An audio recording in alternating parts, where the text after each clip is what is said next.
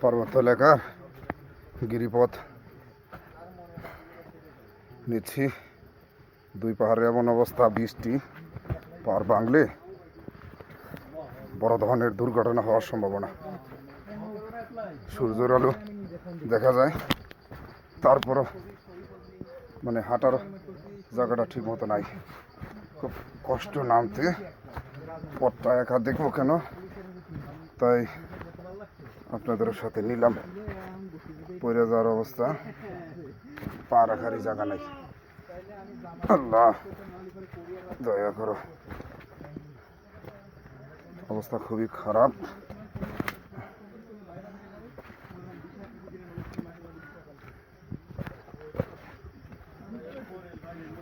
বইরা যাইতে হবে, ভিজা সাথে একটু একটু রোদ উঠছে, একবার বইরে গেলাম, কিছুই করার নাই।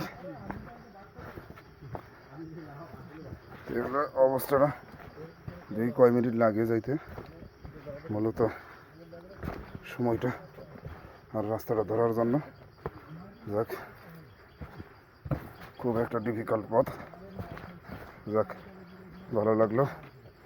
আপনাদের কেমন লাগছে জানাবেন।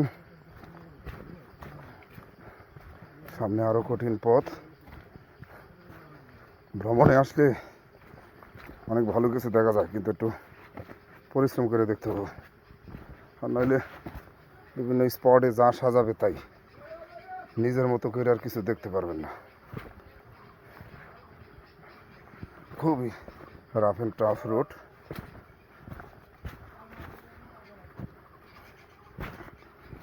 আল্লাহ,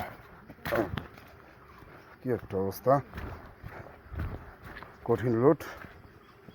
যাক, সুন্দর পাহাড়ের বৈচিত্র্য আছে। পাহাড়ের ফাঁকে ফাঁকে দু একটা বাড়ি আছে। এই পাহাড়ে এক বাড়ি, ওই পাহাড়ে আরেক বাড়ি।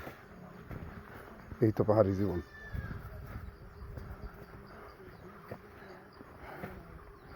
যাই হোক, শুক্রিয়া আল্লাহর কাছে, অনেক সুন্দর সুন্দর জিনিস, সুন্দর এলাকা দেখলাম।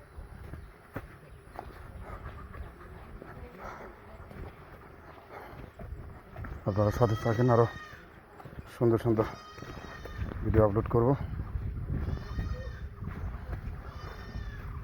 এটা একটা পাহাড়ি খাগড়াছড়ি এলাকার বাড়ি, বিশাল পাহাড় দেখছেন, অনেক সুন্দর এলাকা। পরে আবার আসবো।